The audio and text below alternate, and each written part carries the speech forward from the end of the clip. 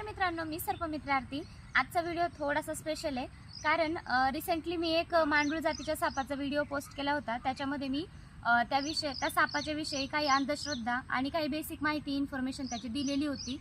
तर त्याच्यामध्ये मला बऱ्याचशा काही कमेंट्स आलेले आहेत, तर त्या तुम्ही स्क्रीनवर पाहू शकता।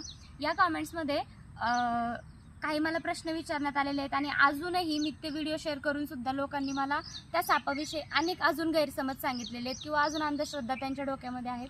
तर मी आज त्या व्हिडिओमध्ये त्यातल्या बऱ्यापैकी ज्या अंधश्रद्धा आहेत त्या दूर करण्याचा प्रयत्न करेल। आज माझ्याकडे जो आहे हा आहे बेबी सँडबोआ, बेबी रेड सँडबोआ। हा जो साप आहे हा मांडूळ जातीच्या सापाचं पिल्लू आहे।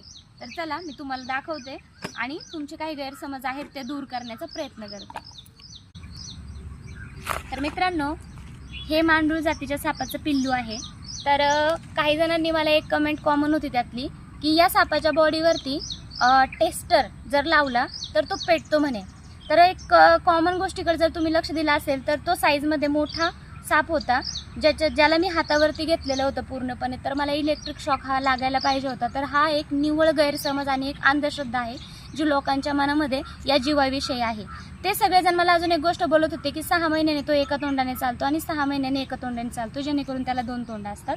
तर असं नाही आहे, तुम्ही बघा, मी 1000 वेळा एकही तुम्हाला गोष्ट सांगेल, सायंटिफिकली हे प्रूफ नाही आहे की या सापाला 2 तोंड आहेत। या सापाला एकच तोंड आहे, फक्त त्याच्या शेपटीकडचा जो भाग आहे हा त्याच्या तोंडासारखा दिसतो, म्हणूनच याला फक्त दुतोंड्या लोक म्हणतात।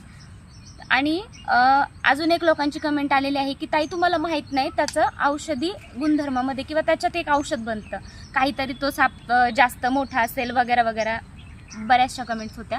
पण तसं नाही आहे, सायंटिफिकली कुठंही प्रूफ नाही आहे की त्या सापाच्या कुठल्याही बॉडी पार्ट किंवा लिक्विडने त्याच्या बॉडीतल्या कुठल्याही प्रकारचं औषध तयार होतं, असं काहीच नाही आहे। तो पण एक फक्त गैरसमज आहे आणि लोकांचा एक अंधश्रद्धा आहे। तिसरा एक अंधश्रद्धा ही आहे की काही बंधुबाबांचं असं आहे, म्हणतात ते की या सापावरती काहीतरी तांत्रिक क्रिया वगैरे जर केली तर हा साप ज्या ठिकाणी जाऊन बसेल तिथं धन भेटतं, धनप्राप्ती होते।